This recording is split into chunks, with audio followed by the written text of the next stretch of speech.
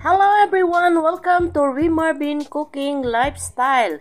Ito naman po ang inyong kusinera naghahatid sa inyo ng panibagong recipe ng manok. At pangdagdag, pwede din ito pang negosyo. Ang una natin gagawin ay hiwain natin ang ating chicken breast.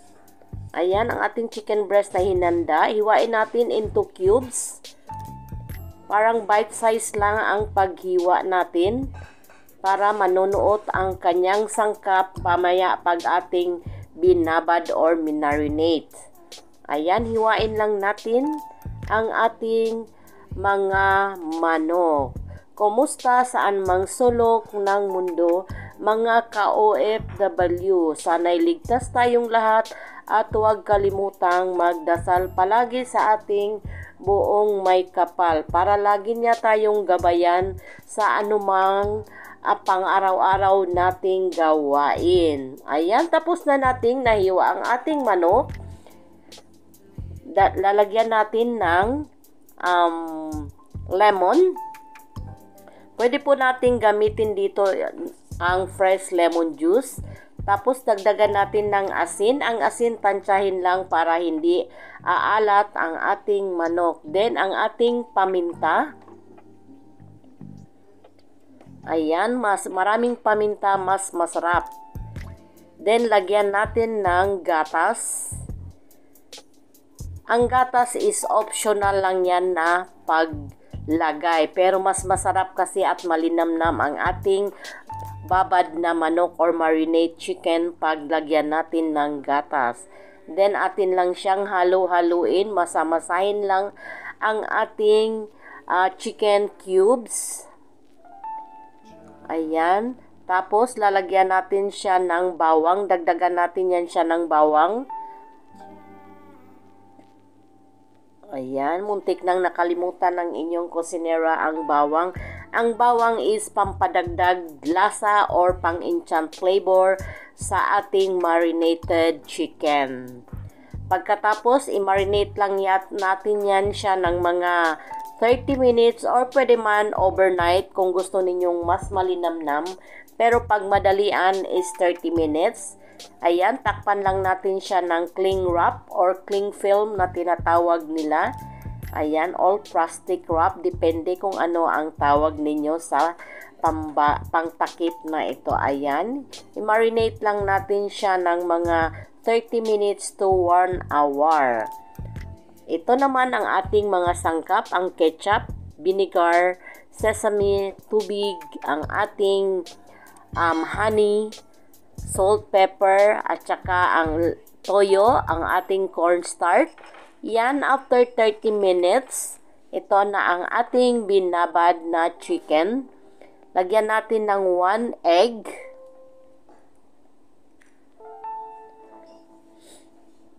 Ayan, sa hindi pa nakasubscribe sa ating channel, just click the subscribe button and notification bell para ma-notify kayo sa ating mga newly uploaded video and recipe.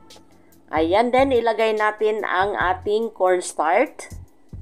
Ang ating cornstarch is 2 parts yan, pang slurry at saka dito paano natin yan, pang crispy sa ating chicken. Ayan. Then atin lang i-mix at hanggang mag-well combine ang cornstarch, egg sa ating chicken mixture. Ayan, mga ka-OFW saan mang sulok ng mundo. Ayan, dito naman sa ating kawali, pinainit na natin ang ating mantika. Kailangan maraming mantika dahil deep fry ang ating gagawin sa ating chicken cubes. Ayan, mga ka-OFW, ay again sa hindi pa nakasubscribe sa ating channel, just click the subscribe button and notification bell para ma-notify kayo sa ating mga newly uploaded recipes and videos.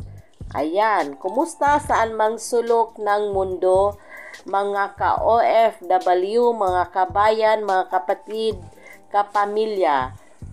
Huwag nating kalimutang laging magdasal para gabayan tayo lagi ng ating poong may kapal. Ayan. Dinidip fry na natin ang ating chicken.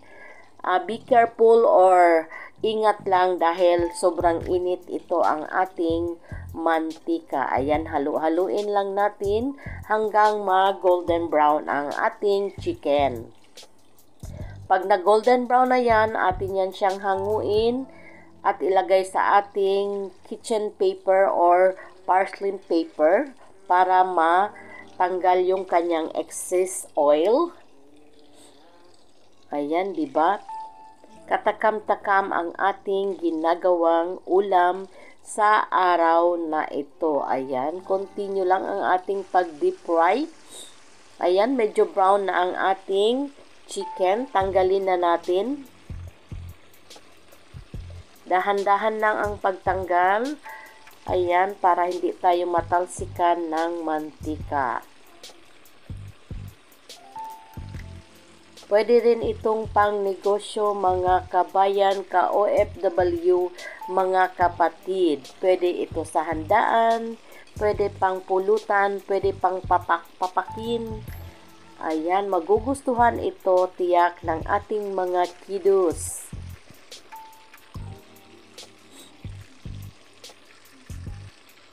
O, diba?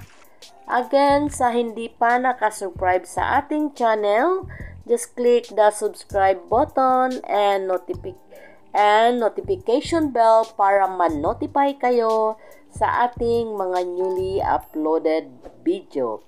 Ayan, after nating maprito lahat ang ating chicken, yung ating tinanggal kanina is ibabalik natin siya sa mantika para maging more crispy ang ating manok.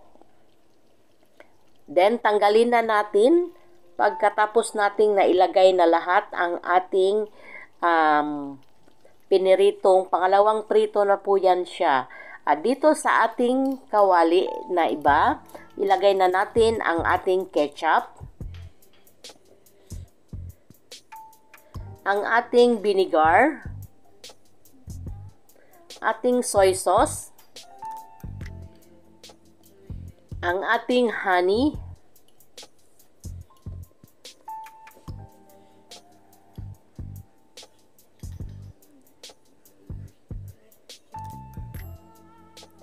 ating sugar. Then, halu-haluin lang natin bago natin ilagay sa ating apoy. Hindi pa yan siya nailagay sa ating apoy. Ayan, ngayon, lagay natin sa ating apoy at halu-haluin lang natin hanggang matunaw yung ating sugar. Ang ating apoy is low-medium heat lang para hindi masunog ang ating sauce. Ayan, pag natunaw na ang ating sugar, ilagay natin ang ating slurry. Ang ating slurry ay yung cornstarch natin at na tinunaw sa tubig. Dahan-dahan lang nating ilagay para hindi siya magbuo-buo or mag-curdle. Hintayin lang natin siyang mag-sticky. Ayan mga ka-OFW.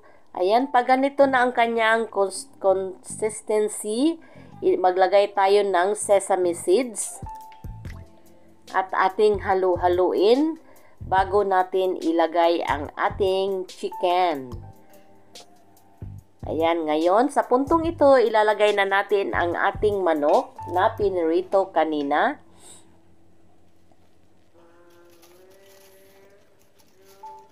Pagkatapos natin, atin lang siyang i-mix hanggang malagyan lahat ng sauce ang ating manok. Pagkatapos nating malagyan lahat na mix lahat ng sauce, dagdagan natin ng sesame seeds para mas lalong mag-crunchy or sasarap ang ating manok. At kaaya-ayang iserve sa ating mga kasama, sa ating amo or sa anumang handaan na nais nating iserve ang ating piniritong or ang ating sesame chicken. Ayan, maglagay tayo ngayon ng sesame seeds, tapos ilagay na natin yan sa ating serving plates.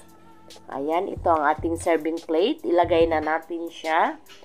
At pagkatapos nating mailagay sa ating serving plate, dagdagan ulit natin siya ng sesame seed at saka ang coriander, fresh coriander leaves.